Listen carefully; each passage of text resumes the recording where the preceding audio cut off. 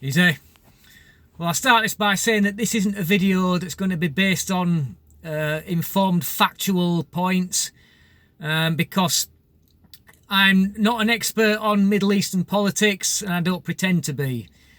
But what I can say is that this is going to be an opinion piece and based on some recent historical facts that I am familiar with.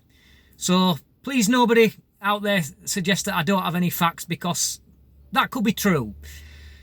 But what I want to say about the current Middle Eastern tensions between America and Iran, and first of all, is that what we should be doing in Britain is standing 100% behind President Trump. Of course, there's a lot of criticism of him, saying that he's been blustery, that he's acting like a warmonger. And the Democrats are criticising his every move. Imagine my shock. But I'm afraid to say that recent history has said that right now that Trump is anything but those things.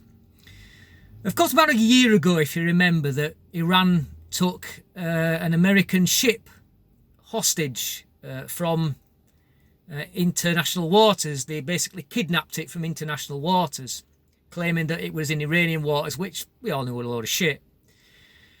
And Trump, he didn't retaliate. He didn't send the troops in. And then after that, without provocation, Iran bombed a Saudi Arabian oil refinery. And again, Trump didn't retaliate. Then after that, they shot down a US drone. And again, Trump didn't retaliate. He said, well, it's just a drone, nobody got killed. Now, that was probably the right thing to do, of course, but obviously sending out a message to Iran that Trump's a pussy. And they were obviously looking at all this and thinking, well, he's not prepared to strike. So we can continue pushing the buttons, and we'll push this button and that button, and he won't do aught about it. And of course, they said that. They even said that. They used those words when they when they attacked the US embassy in Iraq. The leader of Iran even said, Trump can't do a damn thing about it. That were his words. And of course, when they did that, an American was killed. And that crossed a red line in the sand.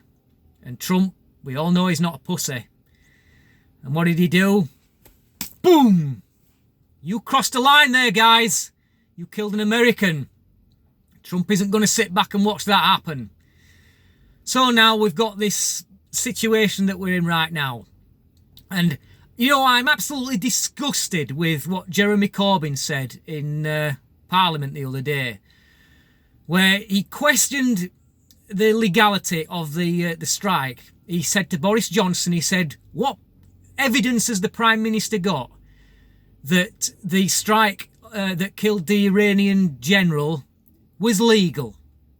And Boris stood up and replied that it's not for the UK to determine the legality because it wasn't our operation.